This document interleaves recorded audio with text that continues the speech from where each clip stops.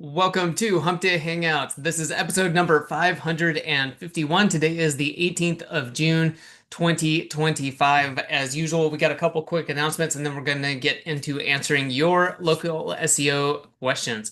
So, first of all, going to say hello to the guys, see what's going on with them. Usually, we do a quick check-in, maybe with the weather, and see how busy everybody is, and then we'll get into it. So, Chris, heading to you first, man. How you doing? Doing pretty good. Cooking in the lab. That's pretty much it. Like it's hot summer. Don't want to be out in the heat, so definitely cooking up something. Nice. Yeah, it has warmed up here as well. That is for sure. Bradley, how about you? What's the weather at where you're at? Well, I'm not at my new home, Hmm. so I'm back at my folks' lake house because I moved into that new house. I've been there 2 weeks, and I was on a shallow well. And at the closing, the sellers told me that like you're on a it's on a shallow well, but there's county waters available at the road if you want to get connected to it, and blah blah blah. And I think that was their way of telling me you're probably going to have problems with the well without saying it. Like, and now I realize Yeah. that that was precisely why they told me that. Because I lived in the house for 2 weeks and I ran out of water. No shit. And so I've got no water at my house. And so now I'm at the process of trying to get connected to the county water, which is going to take weeks. It's going to take 4 to 6 weeks to get that done. I got to pay thousands of dollars to get the tap connected to the water line and the valve placed in. And then I got to have a plumber come out and install the line to the house and make the connections and all that. It's going to be 4 to 6 weeks before I have water in my house. So anyway, I'm not at my house in Kentucky. I'm back in Virginia at my folks' lake house on Smith Mountain Lake. And it's like warm and been rainy for days. And by the way, over the next week, we're supposed to be like into the high 90s. So it's going to be Oh, approaching 100 degrees over the next week. So, anyways, other than that, everything's good, man. Here and cool. happy to be here. So, Cool, cool. Well, I was going to talk about DHA or the Directory Hybrid Agency Training, and I was had something kind of planned on that. But what I am going instead to do is to share. We got a really good comment. It was timely. I'm not making this up. I think it was last night or today. Somebody was asking on one of the videos from within the last couple of months. Just they were asking about something. They saw something about directories, and they're like, "Hey, where do I go to get this training?" And I was like, well, you can go to dha.semanticmastery.com. And if you go there right now, you can't enroll, but that will be opening up soon. So we've been putting out a lot of good information. Bradley made some great videos that really goes into a lot of details about this, about what the problems are and how you can overcome them and what DHA does to do that for you as a consultant, as an agency owner, so that you're getting out of that feast or famine cycle and that you're getting a prospecting pipeline going so that you can grow an agency and have predictable revenue as well as leads coming in that pipeline. So, Bradley, do you want to add anything to that? I know we're going to actually launch the for 5 days. We're going to open the doors so that people can get started on the next phase, or rather, I should say, phase one training. But they're going to have only 5 days in which to hop in. Is there anything else you want people to know about the DHA training? um, well, just that, it's super effective, man. It works. It works incredibly well. Like it's incredible how consistent it is at generating leads for my agency. And it's not just me now, it's many of the graduates that completed the program. A lot of people join and they don't ever finish stuff, and that's normal. But the ones that did complete it and that are actively using uh, the campaign or the tool, that what they built, right?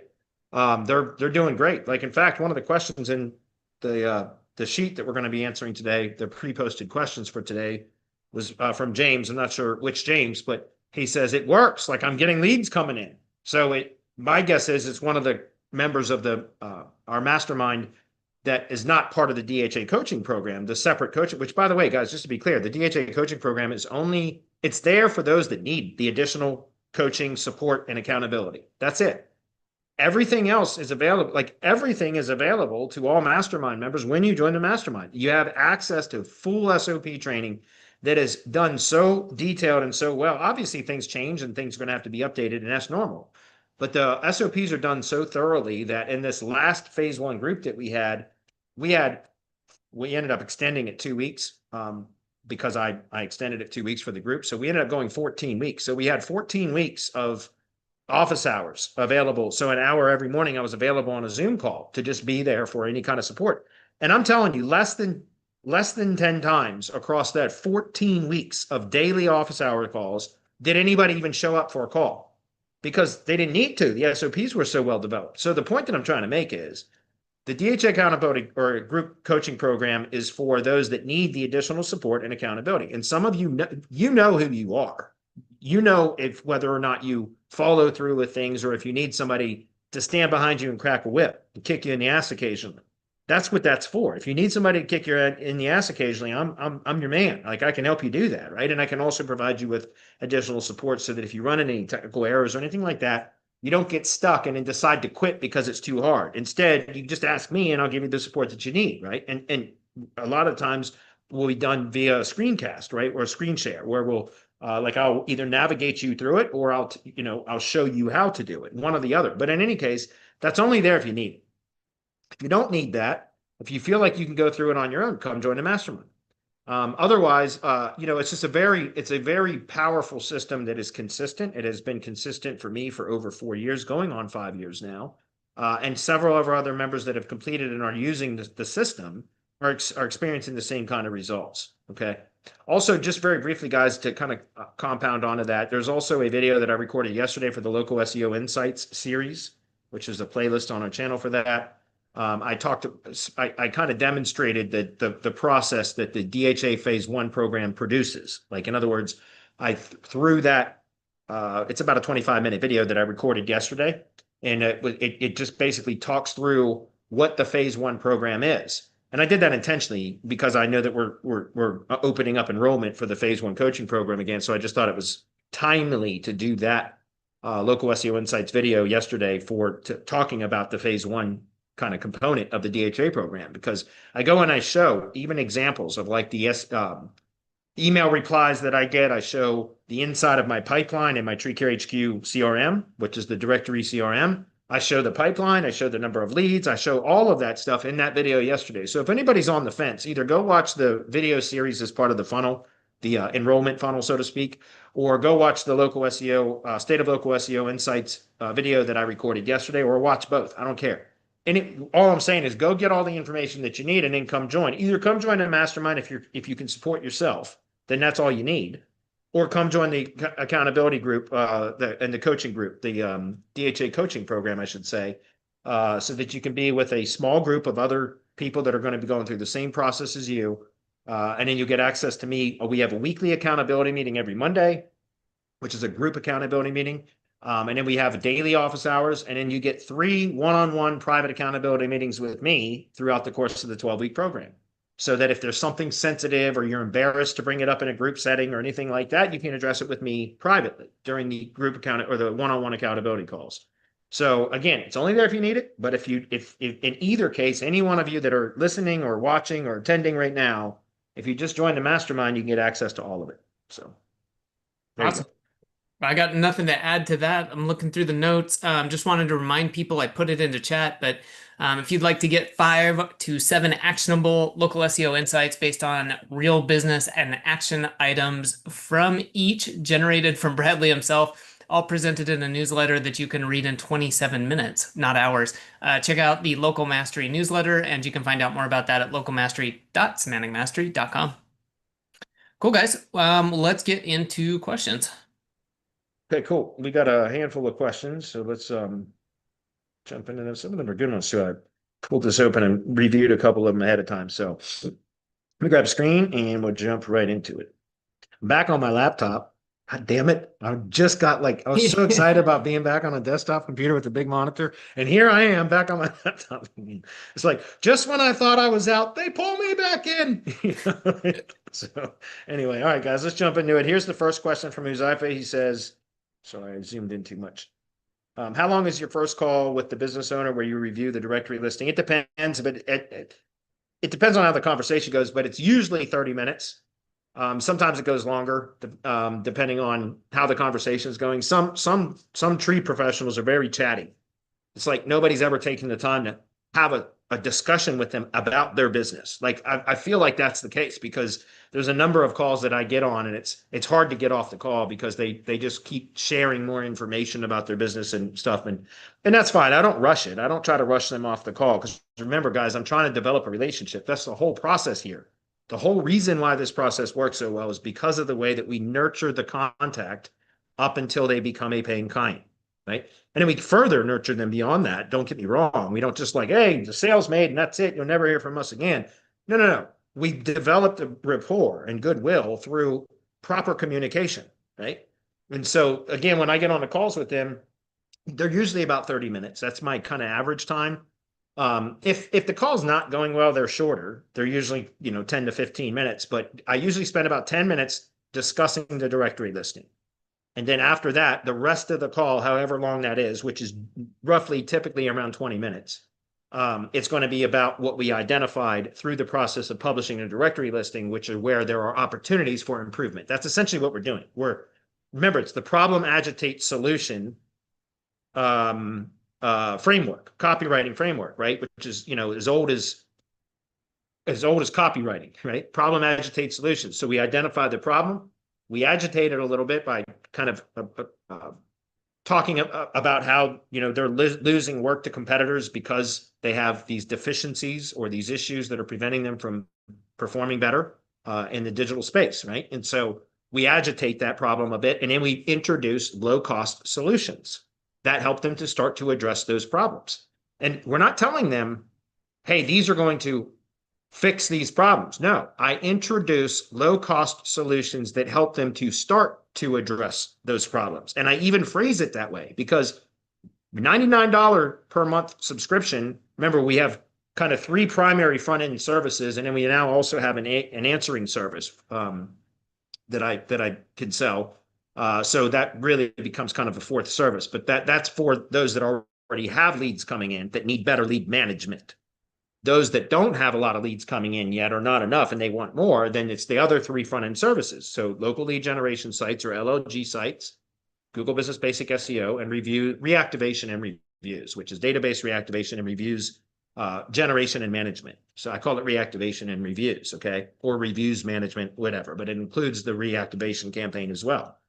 And so I will introduce those problems or those solutions, I should say, on the call, depending on what seemed to be the most relevant or pressing, the most appropriate based upon when my VA, my assistant, when she publishes the directory listing, that's when she takes notes about where they have problems in their digital presence, and she puts that in the contact record in high level so that when I'm calling or on a Zoom meeting with the contact, I have the high level contact record open and all the notes, and I can see specifically exactly which services or problems they were found in their digital presence by my team member, and I can introduce those as low-cost solutions. So that usually, like I said, it takes roughly 20 minutes or so to kind of go through that process. And then I don't typically try to close the client on the call. I mean, don't get me wrong. If they're ready to purchase, I send them a checkout link. But I don't stress the closing on the call, not at all. In fact, I even tell them at the very beginning of the call, like, I'm not going to hard close you. I'm going to show you what I want to show you. And if it makes sense for us to work together, great. If not, hey, the door's always open to you. You can always come back at a later time when you're ready. And guys, time and circumstance changes everything, right? They will typically, if you have provided something of value like a directory listing, and you've been an ear for them to talk to, right? Like you give them your ear and you allow them to talk about their business. You ask them leading questions about their business. Again, the spin selling formula, right? SPIN, SPIN, situation, problem, implication, need, payoff. It's the sales method that I adopted, and it works incredibly well. It's where you ask the client or the prospect, the contact, questions about their business, but they're leading questions that when they answer, they convince themselves through their own voice, through their own words, that they've got a problem. So you don't have to, I mean, remember, we introduce some problems to them and then ask them questions about those problems. And they, through their own words, convince themselves that, and that's what agitates the problem. Do you understand? We introduce the problem on the call. and then ask them questions about those problems and how it's affecting their business. Like, well, how many leads are you currently generating per month or per week on average? Okay, what happens when that lead comes in? How is it handled? What is the typical time frame between when the call comes in or when it's received and when you return the call? Like, we go through this series of questions, and shut up. You ask the question and you shut up and let them answer. Don't inject yourself so that you can with more about SEO and this and that so that you can sound smart in front of the prospect. No, let them talk. The more they talk, when you ask the right questions, the more they talk, the more they convince themselves that they need help. You understand? That's the whole point of the spin selling process. So when I get on a call with them, look, guys, I'm 100% transparent about the intent of the call and how the call is going to be conducted. I mean, I tell them right up front, like, I'm going to introduce you to some low-cost options that are going to help you to start to address these problems that we've identified, but I'm not going to hard close you. If it makes sense for us to work together at the end of the call, great, let's work together. If not, hey, the door is always open to you. You're always welcome to come when you're ready. And again, time and circumstances change. Circumstance changes everything.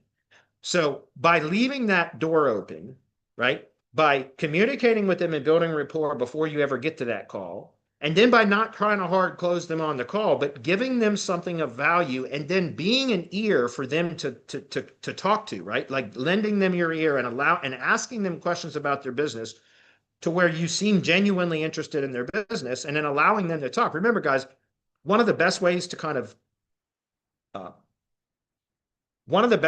to be considered a great communicator is to do less talking, right? And ask questions of who you're communicating to and allow them to do most of the talking. When you survey people, like and this has been proven by many sales books and everything else, like, or in sales studies and all that kind of stuff, that those that ask questions and listen and allow the other party to talk the most, when you survey or ask the other party, like, how the conversations went, they always say, man, that was a great conversation. Like, when they're doing most of the talking, it's always a great conversation. You get it?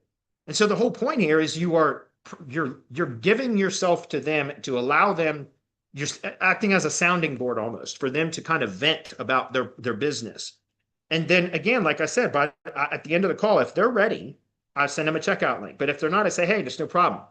Listen, I don't expect you to purchase anything today. It's perfectly fine. What I'm going to do is just ask your permission, if it's all right, if I send you a few emails over the next few days about what we discussed on today's call. Is that fair? And I nod my head. And I always ask, is that fair? Should we proceed? Is that okay? Whatever. And I nod my head.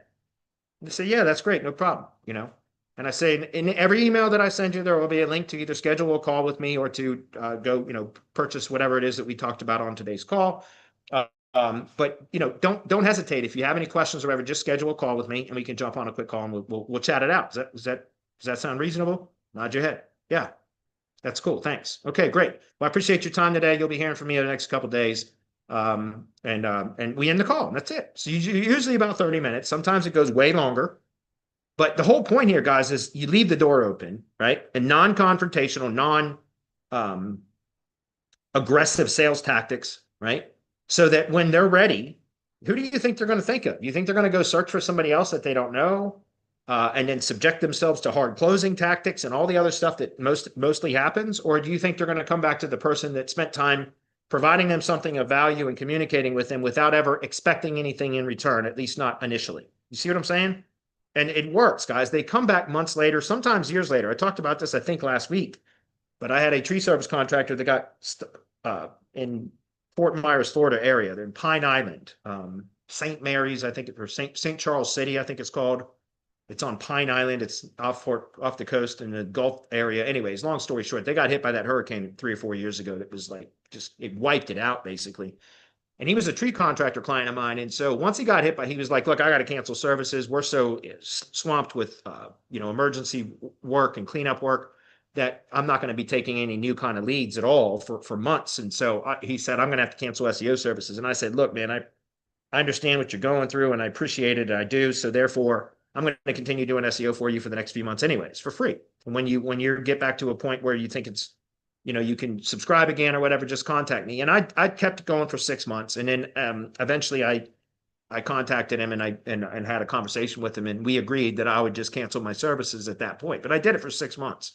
It was very minimal work because I'd already got him ranking. So it was very minimal work. It's maintaining citations and, a few links here and there that I built and stuff like that. But it's very minimal work. And I didn't charge him a dime. Well, that was like whenever that was. That was whenever that hurricane hit the Fort Myers, Florida area and Tampa area, which was several years ago now, 3 or 4 years ago now.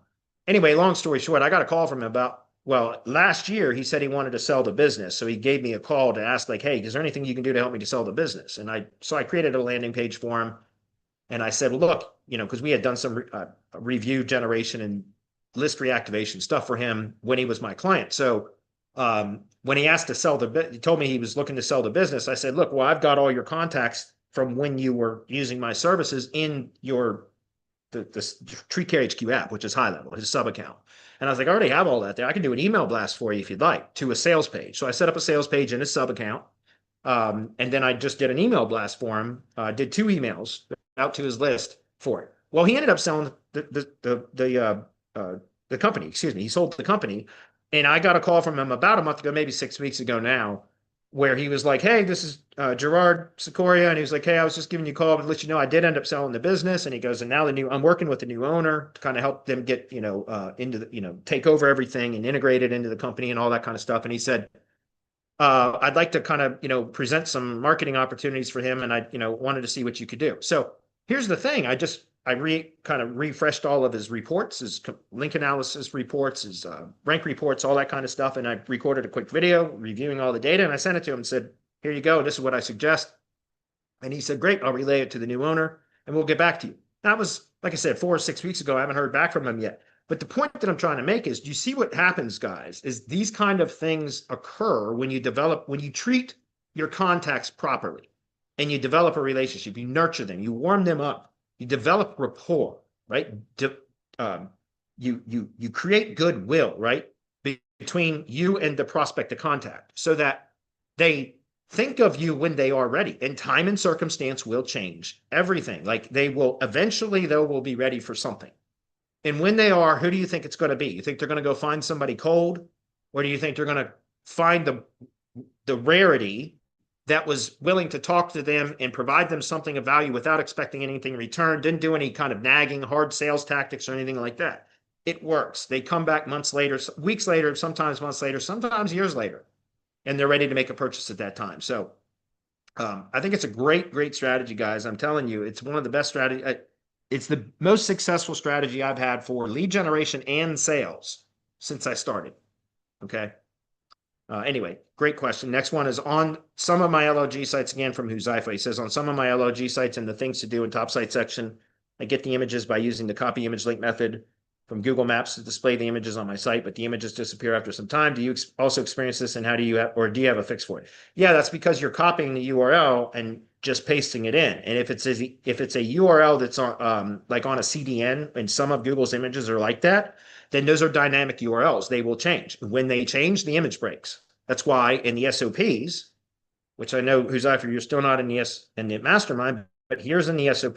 This is specifically the G-hosted images module in the SOP for LLG site deployment.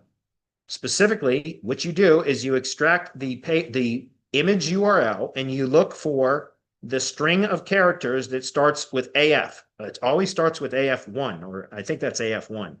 But it's always AF, and that's either an L or a 1. It's either a lowercase L or a 1. In any case, it's always that string of characters. And you can find that string of characters up until you see an exclamation. You'll see this kind of other pattern of characters that starts to include exclamation points, right? And when you see that is the image slug, to be clear. That is the permalink or the slug for the image. And then you cut that out, and then you just append that to this specific URL format. So what I'm telling you is, if you copy one of those images that are broken, the copy image URL, and then paste it into a notepad file, you will see it's a different URL format than what is listed right here. Take a screenshot of this if you're not in the mastermind, okay? And then you can recreate this from the screenshot. But what I'm saying is, again, you want to always extract that image slug, right, from that longer URL version that might include the CDN, right? So it's a dynamic URL or whatever it's going to update. Once you extract that image code or whatever, which ends up being basically the permalink, the slug, then if you just append that to this particular format right there, then it's always going to be fine, because that's not a dynamic URL. Do you get it? So for example, just go over to, we'll use Albemarle Felling Pro again. Scroll down here and we'll just pick one, like that one. We're going to say copy image address. I'm going to open up a notepad file and we're going to paste that in. Oh, well, that's okay. That was a Wikipedia image. So let's try this. Let's go to Charlottesville. We'll know that one should be a Google image. Copy image address. Sorry, there it is. Okay. See that? That right there is the code. And this is what I'm telling you. So it's that code right there. You're going to see that present even in one of those dynamic URLs. You'll see that pattern that's going to start with, so it is AF1. It always starts with AF1. It's been like that for over 5 years. I don't know why, but it's been like that for over 5 years. It's AF1. That's all. And like I said, once you get to the actual image or to the end of that string of characters, you'll see it picks up with like this other kind of pattern of characters that will have exclamation points. And it's usually that first exclamation point. So if you do that, it will no longer break the image. It'll stay permanent, right? All right, moving on. Keep telling you join the mastermind, Uzaifa. Can't give you all these tips and tricks. Part of the free is part of Hump Day Hangouts, man. I don't mind giving you that one, but I can't give them all away. So anyways, I appreciate that you're doing all of this without being in the mastermind, Uzaifa. I really do, man. That shows some ambition. So I'm proud of you for that, dude, for real. There's been a number of people over the years that have joined Hump Day Hangouts or attended Hump Day Hangouts and created some of the things that I talk about without actually being in the mastermind with the SOPs. And I'm always very impressed by that. Rob Beal, who was a JV partner of ours for quite some time, he did the same thing with Google Drive Stacks, what we called RYS Academy. He kind of reverse engineered how to build Drive Stacks without buying our course. And that's part of the reason why he ended up becoming a JV partner of ours and developed the relaunch, the second version of it, was because, again, I always find that kind of stuff very impressive when you guys attend and just get this, me talking about things conceptually, and then you go out and execute. It's impressive. So I'm proud of you for that, man, but I still think you should join the mastermind. So anyway, moving on. Next question is, do you record the first call, which is the directory listing delivery call, in video format, and on the business owner comfortable with that? I do sometimes. Sometimes I do it because I want to have the video for either for review to see how I can improve it, or for training purposes. I have not been recording them lately. I just haven't been, but I will be recording some more in the coming weeks as I'm starting to prepare for launching the phase 2 training program, which is sales and fulfillment. I want to have some fresh recordings of sales calls. So over the next few weeks, I'm going to start recording some of those calls so that I have some examples to show within the training. Okay, hopefully that's clear. Are they comfortable with it? Yeah, I've never had anybody said they weren't. Like I said, I don't record all calls, but whenever I have asked, do you mind if I record this? Nobody's ever said that they cared. So it's not been a problem. All right, James. So here's this is one I was talking about earlier, guys. James says, first of all, 71% positive reply rate so far. This is from his cold email, guys. Get it? I was just showing this in the video yesterday, but take a look at this. We're going to instantly real quick. The video that I recorded yesterday, again, local SEO insights, the week of June 16th, I think it was. June 16th. Yeah, it would have been 2 days ago. Anyways, take a look at this. We go into campaigns. Like this one just completed on, I think, June 9th. Yeah, June 9th or 10th is when this one completed. But look at overall, guys. I sent 617 contacts into the sequence, 83% open rate, not response rate, open rate. Okay. 32 opportunities. That's about, what is that? 10% would be 60. So 5%. 5% response rate on cold emails, guys. That's unheard of. Seriously. Go look at other cold email stats, guys. And you'll see that, you get 1.5%, 2%. That's an incredible response rate. We're getting 5%. Right? You guys see that? That's fucking amazing. 83% open rate and 5% opportunities or reply rate. That to me, that's absolutely incredible. I just started this campaign might have been yesterday. So usually at the start of a campaign, you're going to get a little. Yesterday, when I recorded the video, it was at 45% open rate. A day later, it's at 51% open rate. I just started this campaign. The first emails went out on Friday, June 13th, last Friday. See what I'm saying? So this is a brand new campaign. It's a smaller list, only 307 contacts, only 53 have been added to it so far, and they're in the sequence at some point. It just started a few days ago, so I don't think anybody's gone through the full sequence yet. It looks like, yeah, step 5 hasn't even been sent out yet. So step 5 hasn't even been sent. There's 5 emails in the sequence, so step 5 hasn't even been sent out yet. But just showing you guys, again, this is the brand new campaign. It's not even been a week, 51% open rate. So stuff works, man. I'm telling you guys. All right. So the question is this, do you pitch all 3 of your front end services on the call or just the one that they can benefit from the most? This is a great question, James.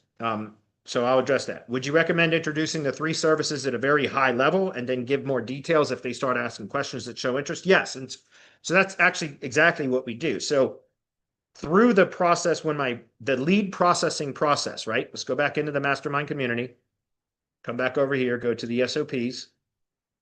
Right here, directory SOPs. This is it right there, lead processing, right? This is what it looks like. We're going to come in here. Because I want to show you guys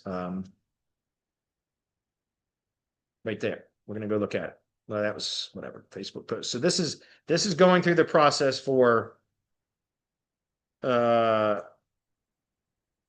don't know if that was all. I might have just, give me a second. I think I just pulled that one up. I think I just labeled that Facebook post. It should have all the data in it, but we'll go to another one just to be sure. So let's go to lead processing right here. We'll just open up this one. So anyway, this is the SOP for that. And so this shows the BA how to then go in and extract all the relevant information by doing searches for the company, looking at their social media, their website, all that kind of stuff. And they populate the contact record in high level. That's what we use for our CRM. With all that detail, right? Specifically, which of the 3 services that the 3 front end services are do they need? Sometimes it's more than one, sometimes it's all 3, whatever. Okay, so they put all those notes in the contact record. Then when I get on the listing delivery call, which is the start of the sales conversation, then I will, again, first 10 minutes, we're reviewing the listing and I'm talking through that and making any edits to the actual listing real time with them on the call. Then we go into the listing or the start of the sales conversation, which is where I introduce those problems. And then I will tell them what the issues were that we identified, right? That's the problem. Then we ask them questions about, those issues and how do you think this is hurting? How do you think this is affecting your business? Let them talk, right? Do you see how your competitor, and you name them because you can see it in the local search grid report, you can see what the names are of the top ranked competitors. So you reference them by name, like Tommy's Tree Service. Do you see how Tommy's Tree Service is literally dominating your local area?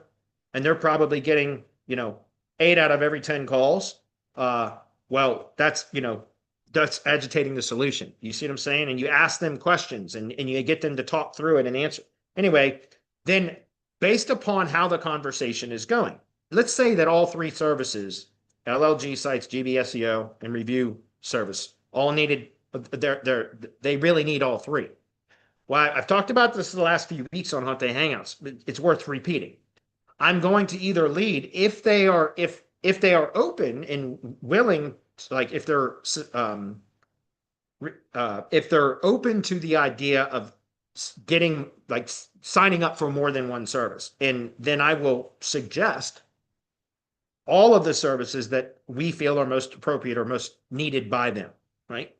But if I feel like they're a bit resistant to that, which the conversation will determine that, I can tell from the conversation, then I'm going to lead with what I think is either the most important, or as I've been talking about for the last few weeks, James, and that's what I'm about to repeat, is I found that I lead with the review service. Even if one of the other services like Google, look, if they have to have a Google Business Profile first and foremost, or we can't do the review service. So they have to at least have it published and optimized enough to where, it's not, has to have the proper Google Business category. So in my industry, it's just tree service, right? It has to be, the name has to be correct, not something non-relevant, right? It should be linking to a website, doesn't have to, but it should be. And the website should at least be decent, etc. But what I'm getting at is, even let's just say a contact was all three of the front end services could be pitched to them. If I feel like, as long as they have a GBP that will support the review service campaign, right, then I'm going to lead with the review service. In other words, if the contact isn't, open to more than one service, if I feel like they're resistant to it because they don't know me yet, I haven't proven to them that I can deliver anything, like I say I can, other than a free listing, right? And it makes sense, and I understand that. That's why I developed these products, guys, these services as low cost front end services, because I used to just pitch full on retainer based services at $850 a month was my starting price, and that's what I used to pitch on all sales calls. There were no other options. It started at 850 and went up from there. But I learned over time by doing enough calls that I could increase my close rate by offering much lower cost services that and continue to develop that relationship further so that then I can ascend them up into higher level retainer packages at a later time. And that way I end up generating a lot more conversions from my sales calls, my booked sales calls, because instead of it's either this or nothing, it's okay, well, let's have a conversation and we'll figure out what's most appropriate for you at this time, which oftentimes was something of lesser value than what the full retainer package is, because they're not ready to commit to that yet, because they don't know me yet and they've been burned by other SEO companies, etc. So that's why I have these three front end services. But to get back to the question, even if they needed all three, as long as they have a GBP that will support a reviews campaign, then I'm going to lead with that. I'm going to suggest that, or I'm going to prioritize that. And that is because as long as the GBP will support the reviews, meaning it's published, it's verified, etc., then generally from the reviews alone, as long as they have a customer list, they have to have a pre-existing customer list in order for this to work. Then we're going to do a review generation campaign initially with their customer list, where we're going to do a blast to try to get a flood of new reviews in within a 10 to 14 day period, within 2 weeks. Okay. And through the competition analysis, which I do, well, it's really the local search grid report, which we generate before the call. So I have the local search grid report available on the call, and it shows the top ranked competitors and the quantity of reviews and the star ratings and everything else. And so I can determine from that about how many reviews we need to get within the next 10 to 14 days in order to show typically a nice lift in maps search. Like, in other words, the local search grid report, we can remember we're selling reviews at this point, but that's typically going to have an influence on how the GBP performs in search. And so if I'm only going to pitch one because I've caught some resistance on more than one service, then I'm going to lead with the review service, because with that service, I can most likely show search performance improvements as well as the tangible result of just having a higher star rating, review count quantity, right? Plus star ratings if they have anything less than five stars, and we're going to try to get them 5-star reviews, which is going, again, that's a vanity play for them to see their reputation quantity, their review quantity increase, and also their star rating improve if it was lower than 5. So that's a vanity thing that you're kind of playing to, number one. But then number two, it will typically show an improvement in maps search, right? That won't stick unless they have a steady stream of new reviews coming in after that initial flood. So that's why we, like, for example, I just recorded some training about a new client that I sold a review service to, in a tree contractor in Pennsylvania. And so I was recording training videos for the SOP. And he gave me a list of like 270 contacts or something like that. And we took about 70 contacts from that list to put into the initial campaign, which is it's in progress right now. It actually started on Monday this week. So, and he went from, well, shit, I'll just show it to you. Let's just show it to you. It was 13 reviews. Well, it was 12 reviews when we started. Last Friday, when I was setting up the campaign, I did a test message to one of his contacts, and they submitted a review. So it went to 13 on Friday. And then on Monday is when I actually started officially the campaign. And now they're at 23. We got them 11 reviews, guys.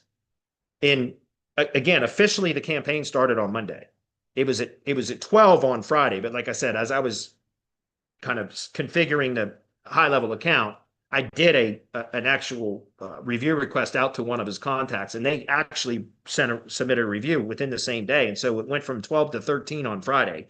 But on Monday is when the official start date of the campaign was. And so it's been 5 days, and we've gone from 13 to 20, or it's 5 days. It's been 3 days. And we've gone from 13 to 23 reviews, right? I could show you because I could show the local search grid report where it actually showed that count previously. Anyway, all I'm saying is that's what I want to lead with, right? I'm going to give it, but the initial email review request campaign for that list of 70 contacts is going to go over 2 weeks. And then once that's done, then the remaining contacts, roughly 200 contacts on the list, they go onto a drip campaign where we'll do like 2 review requests per day, Monday through Friday. That's it, right? That's it. And that's because we don't want to go through the whole list and get a flood of reviews and then it's crickets afterwards, because then any performance gains they get will eventually wane. They'll go down for not continuing to receive reviews.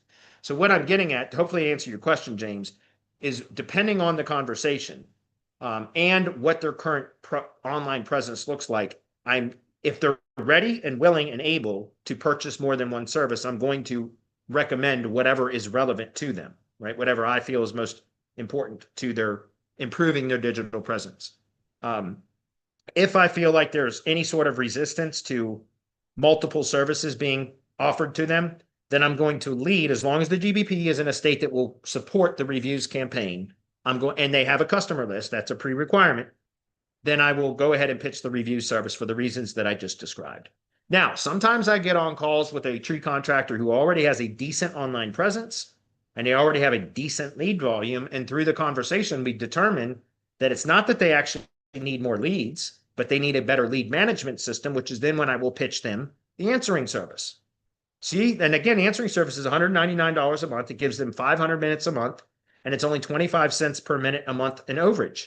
And the answering service not only answers inbound calls, takes the contact information, the job details, etc., and then sends it to the contact, but then they also, it's also a message taking app. I just had that developed last week. Like, in other words, if a pre-existing client or customer calls the contractor and asks a question, like to leave a message or to give an update about like an example would be, hey, I'm just calling in to make sure that the crew knows the access code to the gate at our driveway.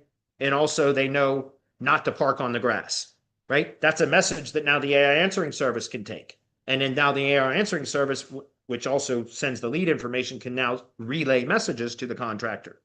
So I'm just showing you the different front-end services that we have. There was a reason that I developed those guys. It was because I got tired of getting on sales calls, pitching my full load, so to speak, and then getting denied from that. And so it's not that I didn't also close some of those later at a later time when they were ready, because time and circumstance changes everything. It's true that I would land some of those clients at a later time when they were ready. But I found that I have a much higher conversion rate if I can close them on a much lesser, like lower cost service that they don't even think about. And that way I can continue to develop the relationship. And I'll do things like, if they get on the review service, right, I'll send it, even after a sales call, if they don't purchase anything yet, there's other things that I will do to help kind of encourage them to take that next step, which would be to purchase something, right? So for example, rep videos, right? You guys know rep videos, David Sprague's reputation videos or whatever. We've seen those for years. I think they look great. A lot of local local businesses haven't seen them. So I'll take one of the reviews, and even if they haven't become a customer yet, and create a reputation, I call it a review commercial. That's what I call it, but it's a rep video.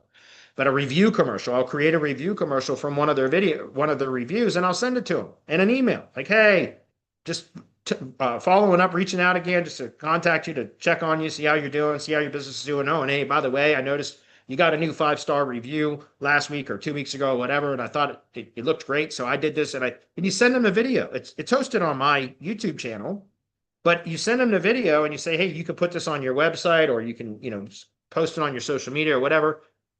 It's free of charge, but listen, reach back out to me. I got some other things I want to bring to your attention, or that I want to kind of some opportunities that I want to share with you, etc.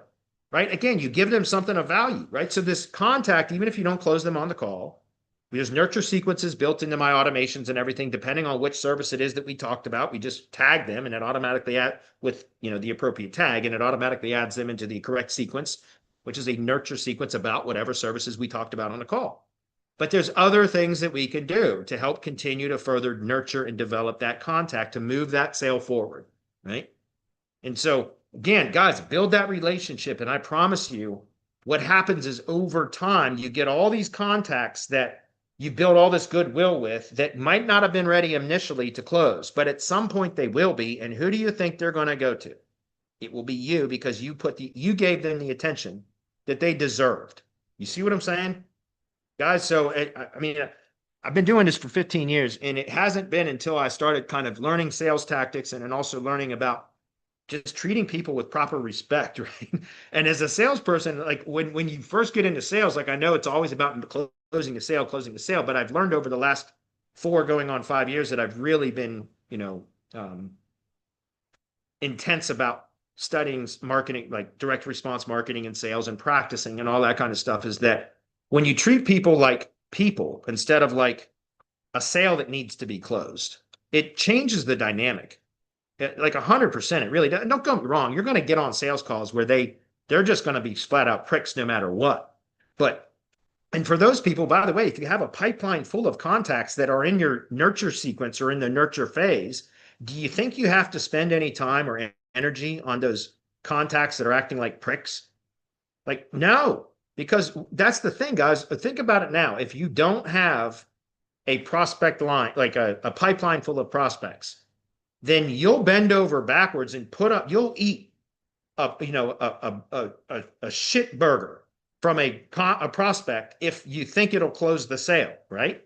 Because you need the additional revenue and you don't have a lot of other opportunities available to you.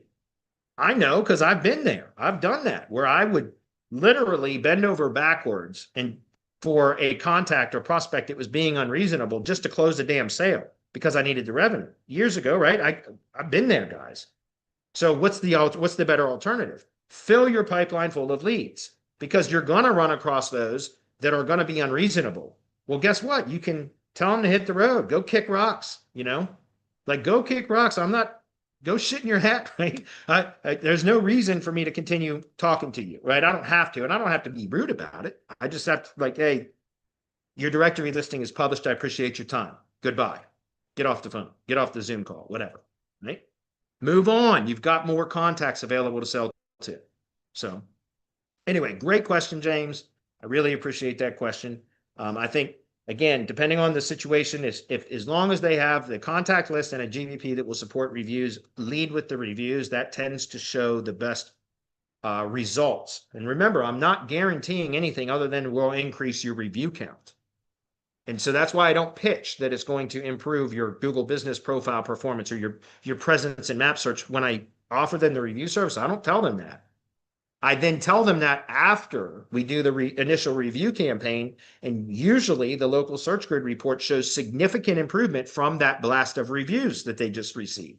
And then that's when I bring that to their attention, because I don't want to pitch that to them ahead of time and say, oh, and by the way, this is going to improve your Google business profile performance, et cetera. Because what happens if we do the review campaign and it's one of those cases where it didn't improve the performance of the GBP much? That does happen occasionally. Well, then now I didn't deliver upon what I said I was going to. That's why I don't tell them that with the review service. I tell them, look, we're going to increase your review count. As long as you provide a good service, it should be high star ratings from those reviews. And that's going to increase your exposure. And that's going to also make it more likely that people searching for tree services in your area will pick you because you have a good reputation. Do you understand? And then we also do reputation marketing, like review commercials are included, 1 review commercial per month. So I pitch that. I say, these are part of your deliverables for this service. But I don't pitch the GBP performance gain, right? Until it happens. Once it happens, then I bring it to their attention. Now that's added value, right? Do you understand? We under-promised and over-delivered at that point. That's why I don't pitch that. I don't bring it to their attention until after it's occurred. Okay. Hopefully that's clear. All right. Anyway, moving on. I'm not going to answer those 2 questions. We only got 10 minutes left anyways, and those are always difficult to answer because they're just comments from YouTube, and I don't know the full context, so I'm just going to leave it alone. Moving on. Next, Huzzy says, what do you do for the basic GBP SEO front-end services that you offer? We do on-page optimization for the GBP. That's a one-off service. And then we do Yext power listings, although that is likely going to change to a different provider because Yext, the Yext service provider through SEMrush that I've used, they more than doubled their price for the same fucking service. It went from $20 a month to $50 a month. And so I'm not going to use that service anymore. I'm going to find an alternative. Anyways, currently it is on-page optimization for the GBP, the profile itself. We do Yext power listings, excuse me. And then we do a weekly Google business profile post. That's it. Well, also, we'll do a G site, excuse me. As part of the on-page optimization, the profile optimization, we do a Google site. So sites.google.com. We do a mirrored site, call that content mirroring, right? There's SOPs in the mastermind for specifically how we do that. But that's because remember, if all we're doing is Google Business Basic SEO, we're not touching their website. Right? So we're not optimizing their site. We're not touching their site. We're not building them a site. All we're doing is optimizing their GBP. So if their website is junk, which a lot of times it is, or it's not optimized properly, whatever, then we need to have an asset that we can use. So we use the Google site for that, which is why we will mirror the structure of their main website into a Google site, but we will make structural corrections in the G site. Now the G site is now available as a link building target for when and if they decide to ascend to a high level campaign with me, a higher level service, in which case we like a full SEO plan, which will include link building. Now the G site is already built and the G site becomes a link building target, right? A primary link building target. So hopefully that makes sense. It's a very basic offer. Guys, look, do this. Go to gbp.treecarehq.com. You can see exactly what I sell. Right there. Right there. Okay. That's what I sell for Google Business Basic SEO. You want to see the review service? Go to reviews.treecarehq.com. Okay. That's the review service. We have the LLG sites, right? Websites, websites.treecarehq.com. Right there. Local lead generation website. Right? We have the AI appointment assistant, which I believe I call that canopycall.treecarehq.com. HQ.com. Boom. There's my 4 front-end services, guys. In this order, we do it LLG sites, Google Business Basic SEO, Shaking the Bushes, which is the reactivation and review service. That's what I call it for tree care contractors. Why? Because when you shake, I always make a joke about shaking the bushes, right? You shake bushes and money falls out. So that's why. It's a reactivation campaign. We're going to contact your old customers, your past customers, and we're going to re-engage them. It's both list reactivation and reviews management. And then we have the AI appointment assistant, which I call for tree care contractors. It's called Canopy Call Appointment Assistant. Okay. There you go. Those are our services. Moving on. Nick says, can you talk about the best niches for directory agency model? Any kind of service area business. Full stop. That's it. You can modify the whole process to work with storefront businesses, but it's more difficult. It is, to be honest. So service area businesses, any kind of service area business is a good niche, but you have to validate whether it's a good industry, and that's what this SOP is for, right? That's what the very first SOP is for, selecting a niche or an industry. It's very, very thorough, guys, because it's important to select the appropriate industry. I put a lot of time into this SOP. It's very detailed. It walks you through the steps in the research phase to determine whether the industry is viable or not. Any type of service area business would be suitable for the DHA model, but is it a good fit for the DHA model? No. You need to determine that through some analyses, which is what this SOP is for.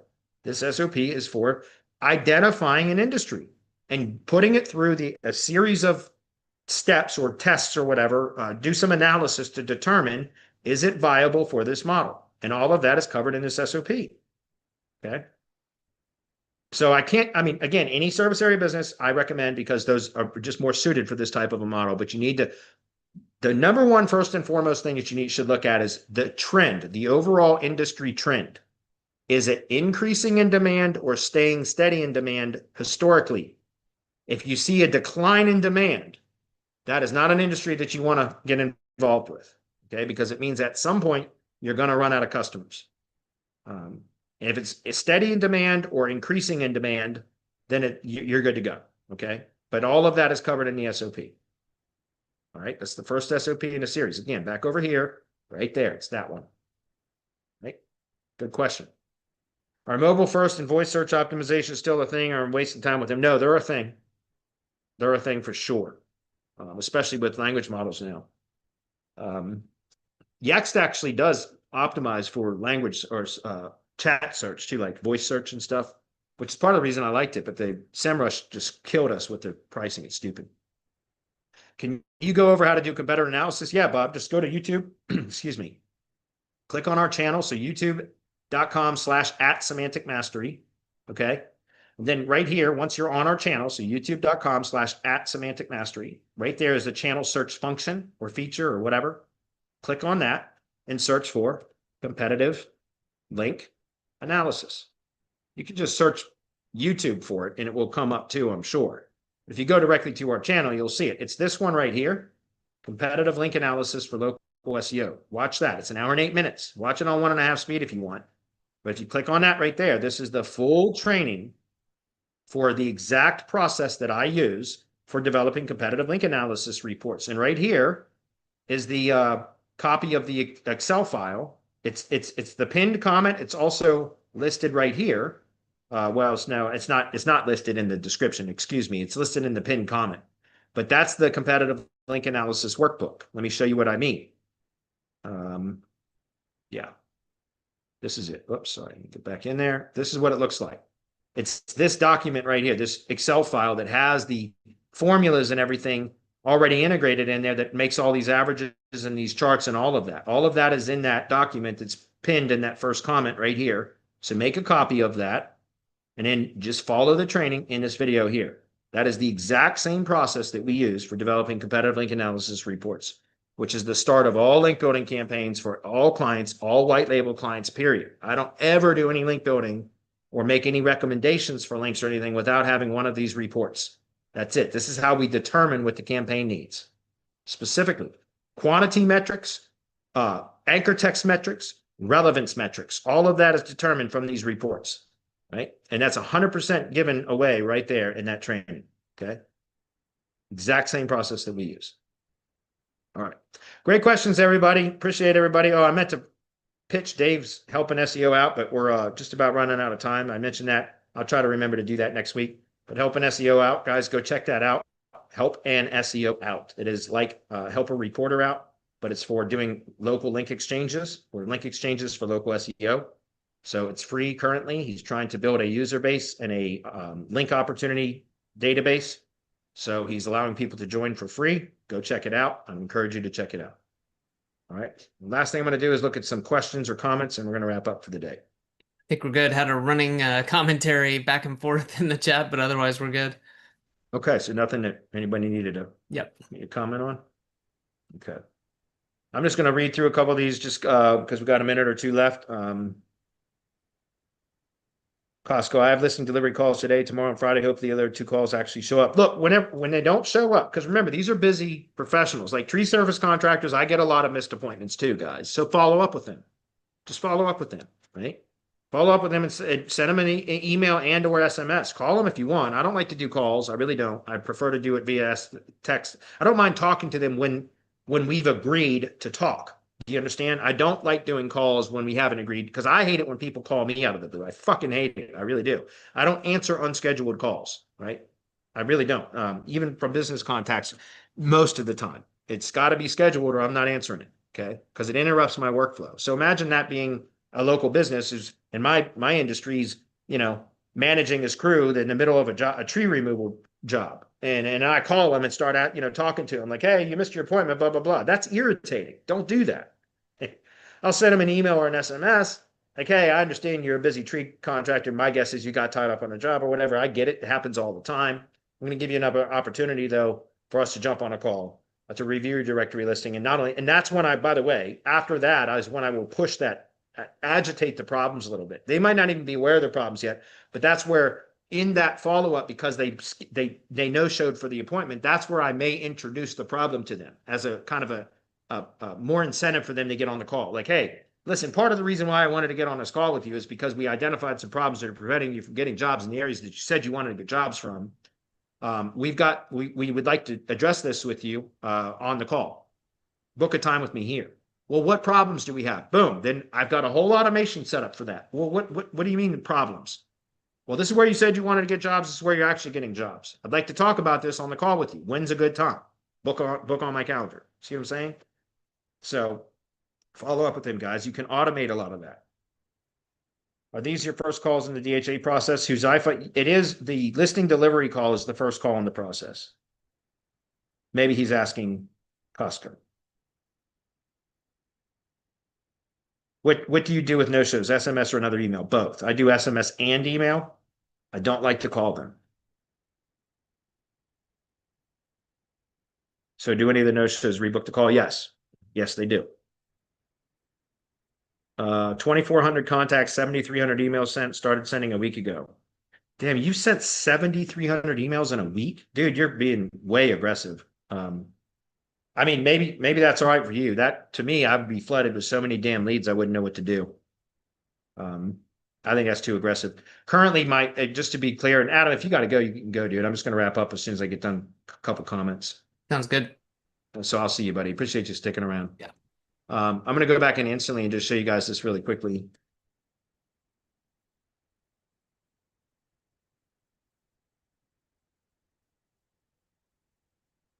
So this campaign ran, like I said, 83% open rate. And this campaign, if we look at the schedule, or the options, I was doing 5 email accounts at 15 emails per day, right? So because there's 5 email accounts and it was a total of 75 emails per day.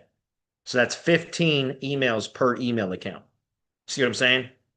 So, you're talking 10 days, 10 days would be 750 emails. So the fact that you got such a high, we stay busy, man. Like if you look at the inbox or the CRM or whatever, we get lots of inbound leads coming in from that volume. Remember, there was about a 4 or 5 day period last week where there was no email activity being sent. And then I picked back up on the 11th or whatever. I think it was Friday. Is when I got the new campaign set up. And look, since Friday, look at that. And by the way, look at the new campaign. Just to be clear, this is what I'm saying. The volume does not have to be that high or aggressive, guys. It doesn't need to be. This campaign's only 307 contacts. So look at the options. I've got 5 email accounts, but I'm only sending 25 emails a day. Get it? So I'm only sending 5 emails per day per account. 25 emails, 25 new contacts are being added into the sequence on a daily basis. Do you get what I'm saying? So I went from 75 to 25. So a third of what my volume was before. And you can still see, look, again, the data doesn't lie. A third of the volume, and we're still receiving almost daily leads coming in. You guys see, you can't help but get better at selling whatever service it is you're trying to sell when you got this many sales opportunities in front of you guys. Those of you that are struggling to generate revenue in your business and generate leads and land new clients, what are you waiting for, right? Again, I show this as often as possible for a reason. I want you guys to get better results instead of struggling. When I got over in my own business, when I got over all the stuff that, many of you are doing, I did it too. I did all the bad habits that most local SEOs do. I went through every stage of that. I still have a lot of bad habits, to be honest. But when it came to this about automating my prospecting and lead generation and being consistent and then studying and practicing sales, it made all the difference in the world in my business, guys. It wasn't chasing the next SEO tactic that made that significant of a difference in my business. What did was consistent lead generation for my own agency and practicing sales, right? Those 2 things had the biggest impact on my life, not just my business, but on my life because of the amount of additional revenue that it generated. I've more than quadrupled my annual revenue in the last 4 years. That is not a joke, guys. And it's because I've focused in on these types of things, marketing and sales, right? And so I'm not saying you can't deliver when you sell things. So that's why, again, I'm switched to selling more low cost, easier to fulfill services. so that I can sell more of those, higher volume, and have less stress and less responsibility for results driven services. Doesn't mean I can't also sell those. I can, and I do, right? But I try to generate the majority of my income on deliverables, right? Activity based services, not results based services, right? And by filling your pipeline full of leads and always having consistent sales conversations, you have no choice but to get better, right? You can't help but to get better and generate more revenue. That's a good problem to have. Like, here's the thing, guys. I still do sales calls. I have a salesperson on staff now at Semantic Links who does, I do all the sales calls for tree care, but Semantic Links, I've been doing all the sales calls for that for years. And then over the last 6 months or so, I got a salesperson in place now. But I still do 2 to 3 sales calls per week, every single week for Semantic Links alone. Why? Because I don't want to lose my edge. I don't want to lose my edge. I want to stay sharp. I also want to communicate with other agency owners on a weekly basis so that I can identify when there's opportunities for new services, right? New products or services that I can offer.